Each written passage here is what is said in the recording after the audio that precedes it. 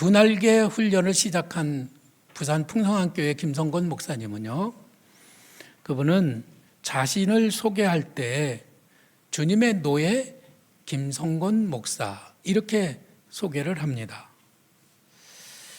노예라고 하는 말은 조금 끔찍하죠. 주님의 종 김성건 이랬으면 별로 이렇게 자극이 없을 텐데 주님의 노예 이렇게 말하니까 뭐 노예까지 하나 이런 생각이 드는데, 사실은 사도 바울이 하나님의 종 나 바울은 여러분에게 편지합니다.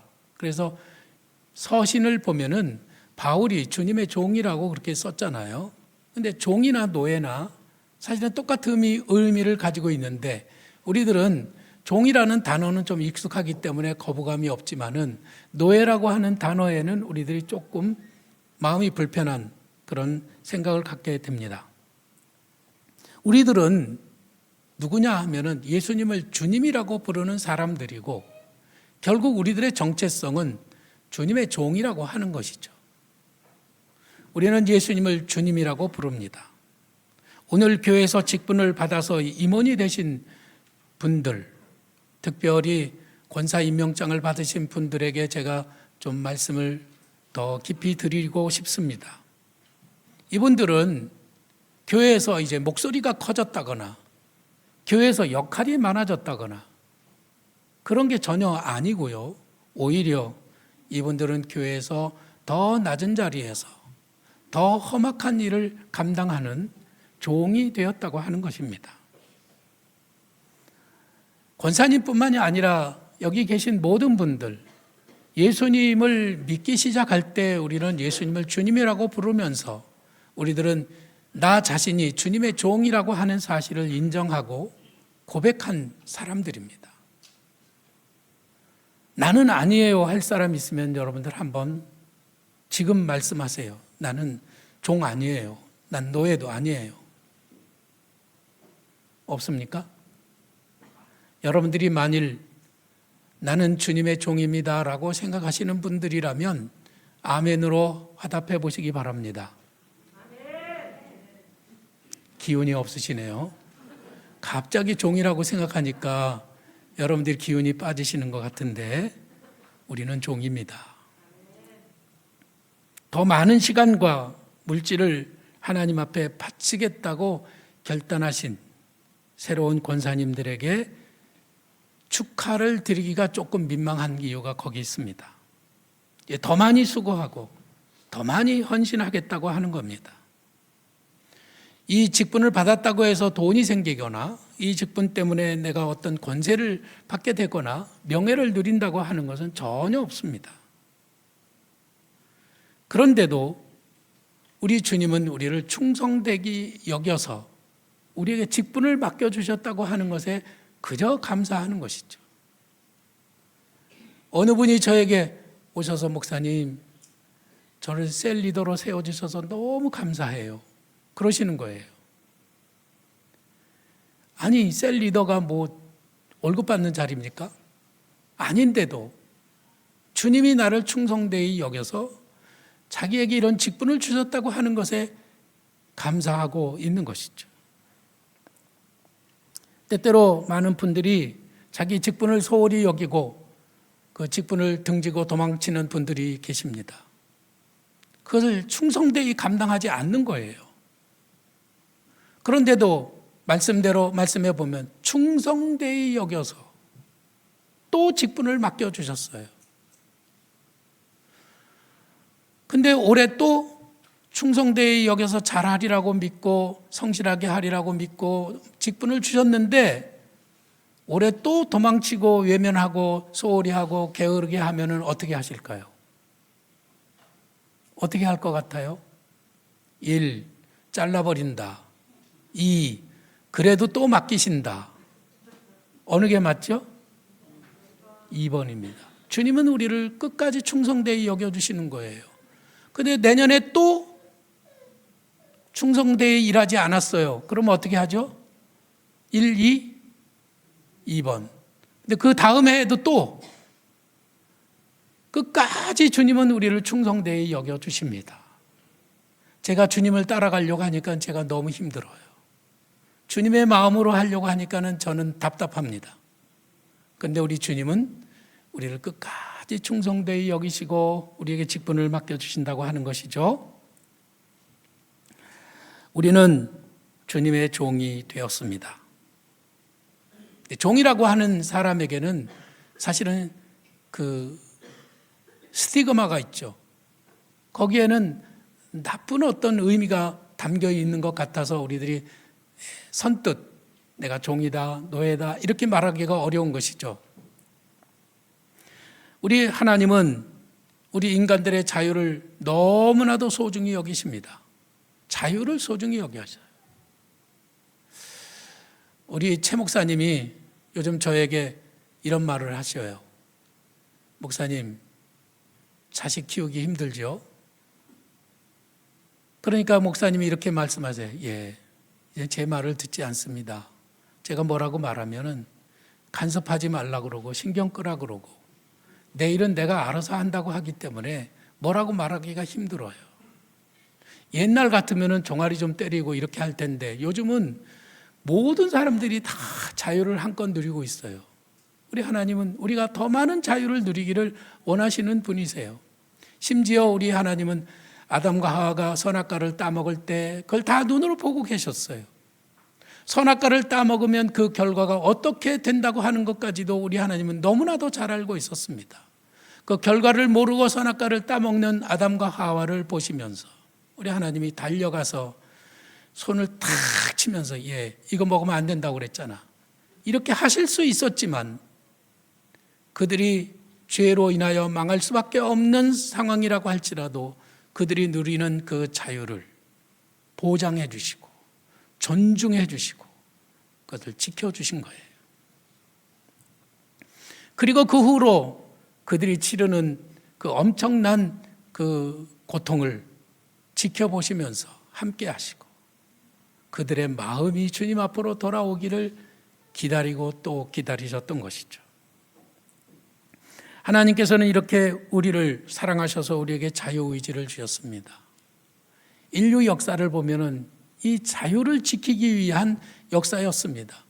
미국이 영국과 독립전쟁을 할 때 자유를 달라 아니면 죽음을 달라 이렇게 외치면서 전쟁을 했잖아요. 그 패트릭 헨리라고 하는 사람이 선언한 그 자유를 달라고 하는 그 외침이 미국 사람들이 독립전쟁을 할 때 그것이 동기부여가 돼서 그 자유를 위하여 그들은 과감히 생명을 버렸던 것입니다. 그러면 이 자유를 위하여 생명을 버리시면서까지 싸웠던 이 사상은 어디서부터 비롯되느냐? 그것이 바로 성경에서 나온 것이에요. 성경적인 가치관을 가지고 독립전쟁을 했던 것이고 그래서 미국은 지금도 전 세계 어느 나라에서 만일 자유를 잃어버리고 고통을 받는다고 하면 자기네 군대를 보내서 그 나라를 보호해줘 그 나라를 건져주는 일을 지금도 하고 있는 것입니다.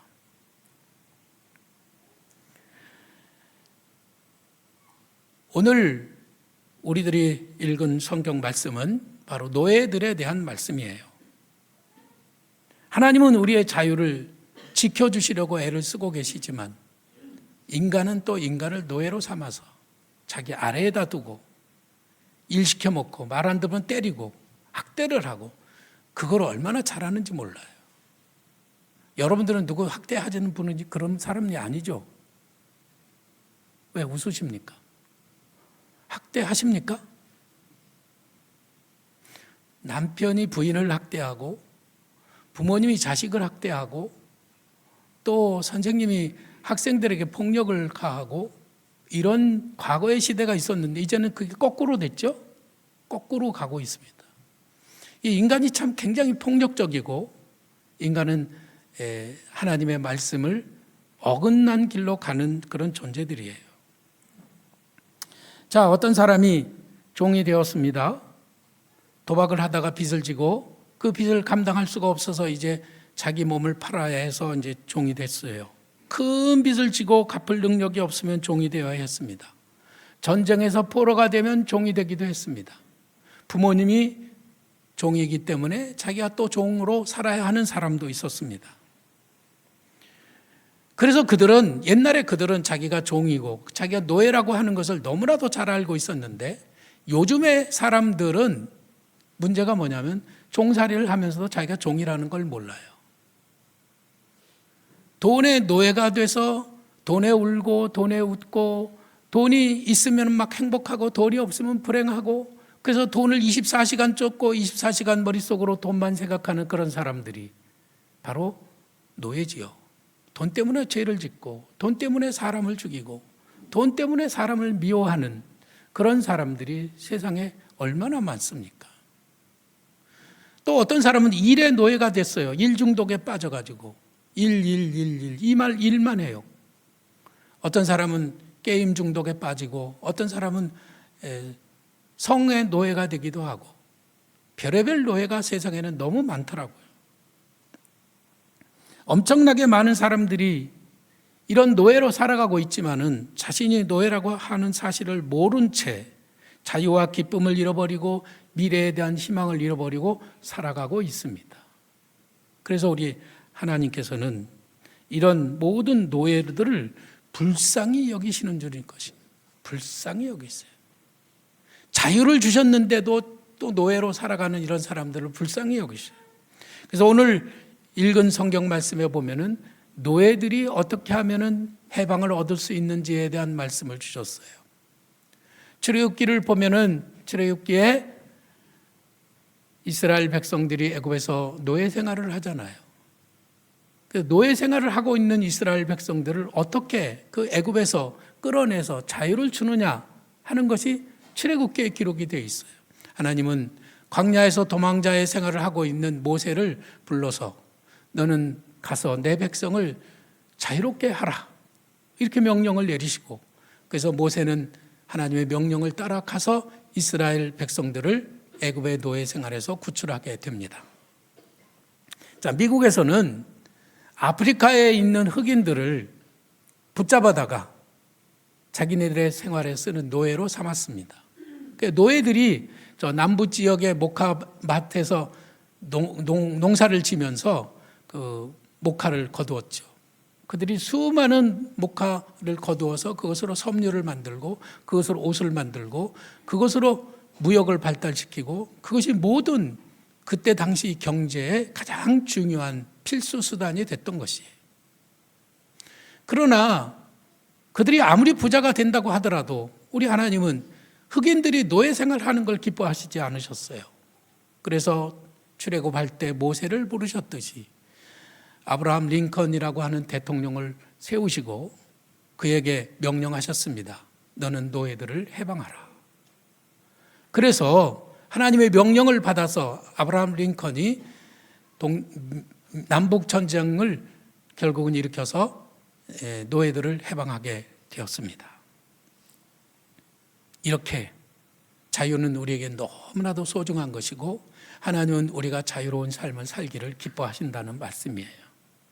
그런데 오늘 말씀에 보면은 스스로 종이 되겠다는 사람이 있습니다. 스스로 나는 자유가 싫어요. 나는 계속해서 노예 생활을 할 거예요. 이런 사람이 있다는 거예요.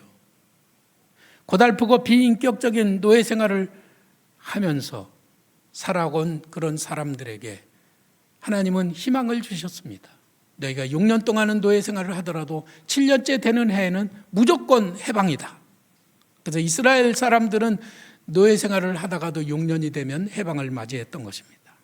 자, 6년이 되면 나는 해방이 되어 자유를 얻을 수 있어. 그러면 6년의 노예 생활도 그 희망을 붙들고 감당할 수가 있었던 것이죠. 그런데 어떤 종이 6년 종살이를 마치고 자유를 얻는 안식년이 되었는데 나는 이 자유가 싫어요. 나는 계속 노예 생활을 하겠어요. 이렇게 말하는 사람이 있었다는 것이죠. 그러면 그 사람은 재판장에게 가가지고 문에다가 귀를 대고 송곳으로 귀에 구멍을 뚫어서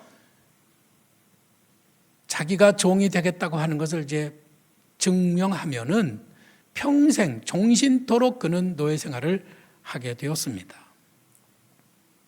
귓구멍을 이렇게 문에다 대고 송곳으로 뚫는다고 하니까 끔찍하다고 생각이 드십니까만 요즘은 피어싱이라고 하는 걸 하잖아요. 그게 피어싱이에요.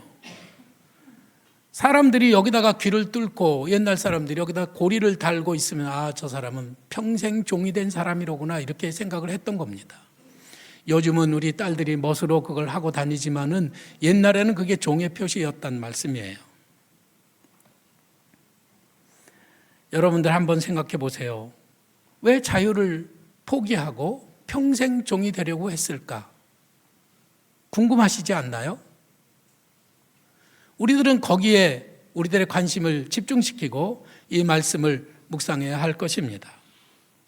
아브라함 링컨이 어느 날 시장에 갔더니 거기에 흑인 노예들을 팔고 있었습니다. 어느 한 가족을 진열대 위에 쭉 세워놓고 그리고 장사꾼이 여기 일 잘하고 그리고 튼튼한 노예 있습니다. 그리고 손님들을 불렀어요. 거기에 엄마 노예, 아빠 노예, 딸 노예가 있었는데 장사꾼이 사가는 사람이 와가지고 딸만 하나 사가겠다는 겁니다. 그러니까 졸지에 이제 이상가족이 되는 거예요. 그때 헤어지면 이제 영영 헤어지는 겁니다. 그러니까 어린 딸이 울면서 나는 가지 않겠다고, 엄마 아빠랑 헤어질 수 없다고 붙들고 엄마 아빠를 붙들고 막 울고불고 난리가 났어요. 그러니까 부모님도 그 곁에서 그걸 지켜보다가 견디지 못하고 또 가족이 다 끌어안고 막 울고 나단이 났습니다. 그러니까 링컨이 그 곁에서 그걸 보면서 마음이 너무 아파가지고 값을 치르고 그 노예들을 다 샀어요. 그리고 노예들에게 이렇게 말했습니다. 내가 몸값을 다 지불했으니 이제 그대들은 자유인이요. 어디를 가든지 편안히 가시오. 이렇게 놔준 거예요.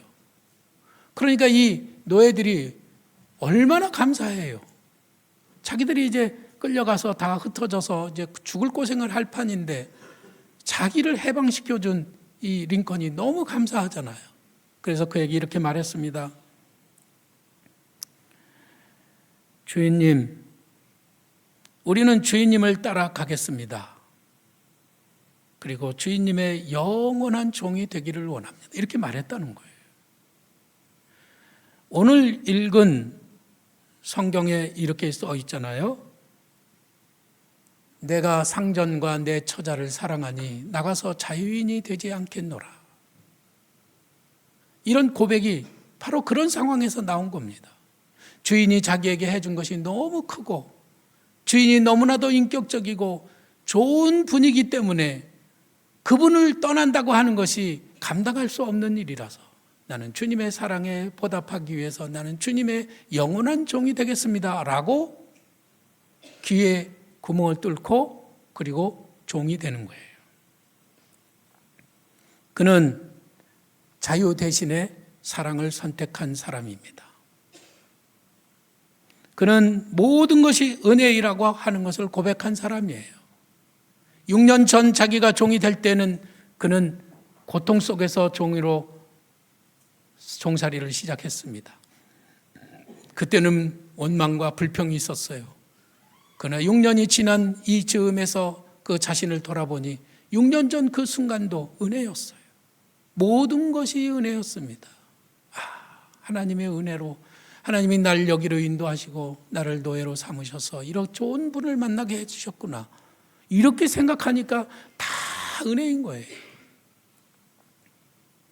그는 이제 억지로 종살이를 하는 것이 아니라 자원하는 마음으로 기쁘게 섬기는 사람이 된 것입니다.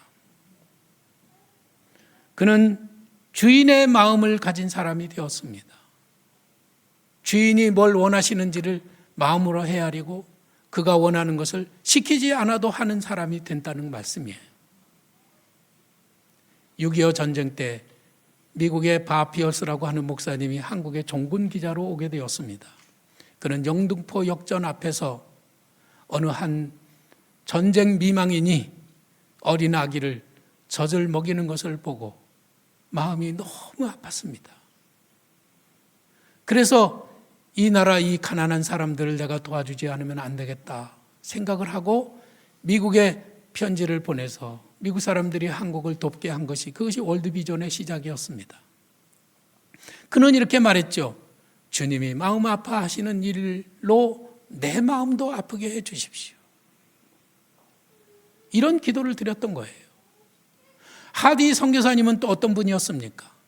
그는 하나님이 기뻐하시는 일을 위해서 자기의 젊음과 자기의 생명과 자기의 미래를 다 주님 앞에 바쳤던 사람이 하디 선교사입니다.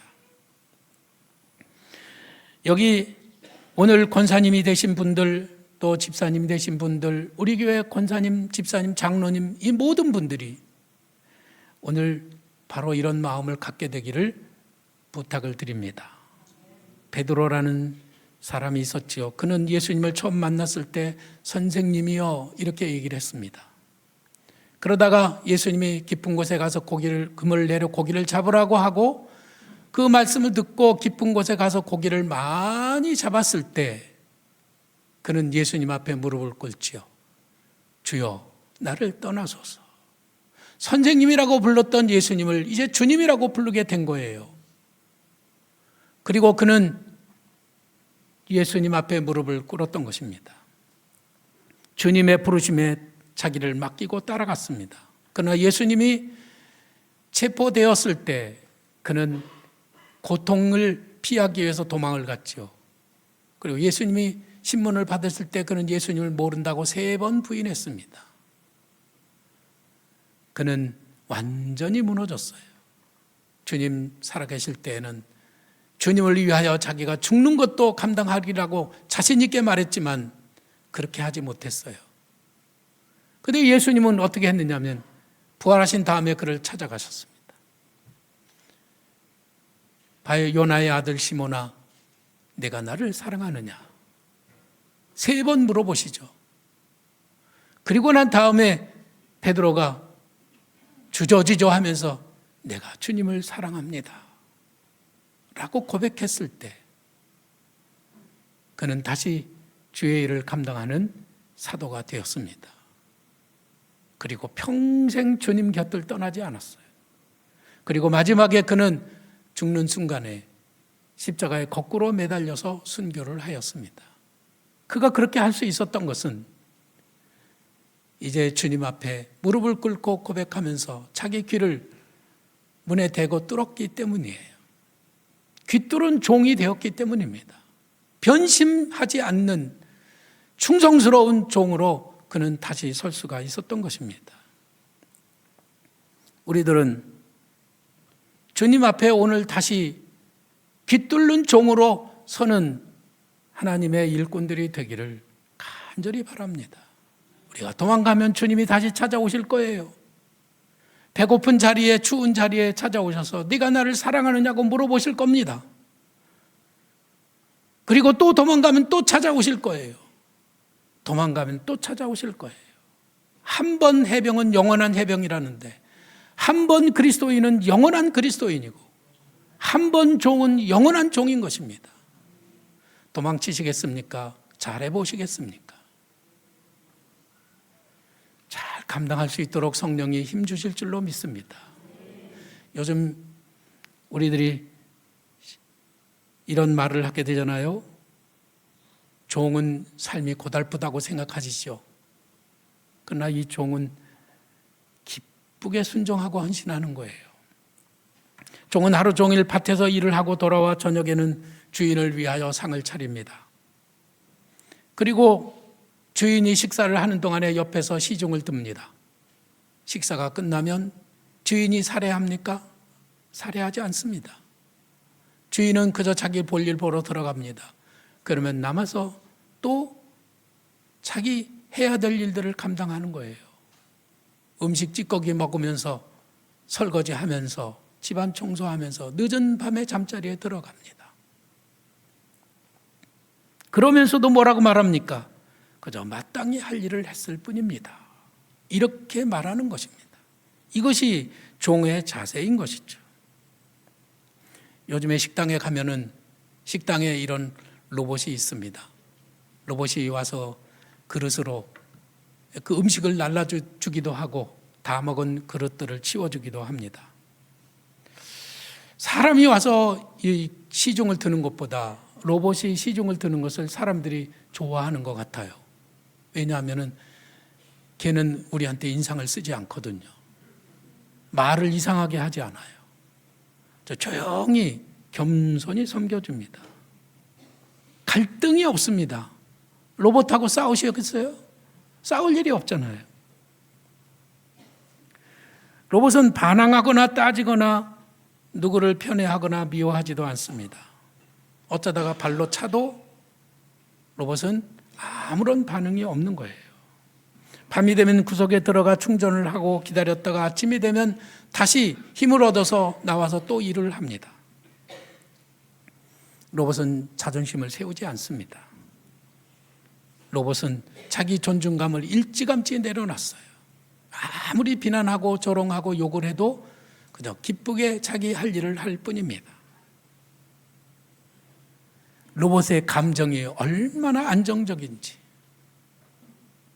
걔는 이 마음이 불편함이 없어요. 그저 웃는 모습으로 기쁘게 섬깁니다. 우리는 그럴 수 없을까? 인간이니까 그러기 어렵겠지만은 우리가 그럴 수 있다면 얼마나 좋겠습니까? 둘째 아들이 아버지의 재산을 가불해 가지고 가서 다 탕진하고 완전 거지가 돼가지고 혼자서 이렇게 속삭입니다. 내 아버지 집에는 먹을 것이 풍족한 일꾼이 얼마나 많은가. 내가 아버지께 가서 나를 종으로 써달라고 말씀드려야겠다. 그런데 집에 갔더니 아버지가 뭐라고 그러느냐면은 너는 내 아들이다. 오늘날 내가 너를 낳았도다. 종이 아니라 아들로 받아주시는 겁니다. 절망적 상황에서 괴로워하면서 원망하고 불평을 일삼는 그 악하고 게으른 종을 주님은 아들로 받아주시는 거예요. 그리고 그 종에게 자유를 다시 한번 허락해 주시는 겁니다. 그런 우리들을 위해 예수님은 자기가 스스로 노예가 되셨습니다. 그래서 은 30냥에 팔려 가셨어요. 그분이 무슨 돈이 필요했겠습니까? 누구에게 빚을 졌겠습니까? 무슨 죄를 졌겠습니까? 내 노예값을 주님이 치러주시고 주님이 내가 죽어야 할 자리에서 대신 죽어주신 것이죠. 우리들은 그 은혜, 그 사랑 때문에 주님 앞에 무릎을 꿇고 주여, 주님이 나를 사셨으니 나는 이제 주님의 종이 되겠습니다. 이렇게 말하는 것이죠. 그러나 주님은 우리를 아들과 딸로 삼아 주셨습니다. 우리는 누구라고 생각하십니까? 주님의 사랑 때문에 스스로 종이 되기를 선택한 그런 사람들입니다. 맞습니까? 근데 왜 이렇게 말이 많아요? 근데 왜 이렇게 이유가 많아요? 종이 왜 못한다는 말을 할 수가 있습니까? 로봇처럼 시키면 시키는 대로 할 수는 없겠습니까? 그러면 주님이 아들로 삼아주신다는데, 그것이 은혜라는데 왜 우리 교회는, 왜 우리들은 그렇게 하지 못할까요? 주님이 주신 자유 안에서 우리는 감사와 기쁨을 넘치도록 누리는 성도들이 되기를 바랍니다. 우리들은 힘들지만 행복합니다. 그래서 피곤해도 누가 나를 비난하고 조롱하고 알아주지 않는다고 하더라도 언제나 기쁘게 행복하게 섬기는 종들이 되시기를 축원합니다.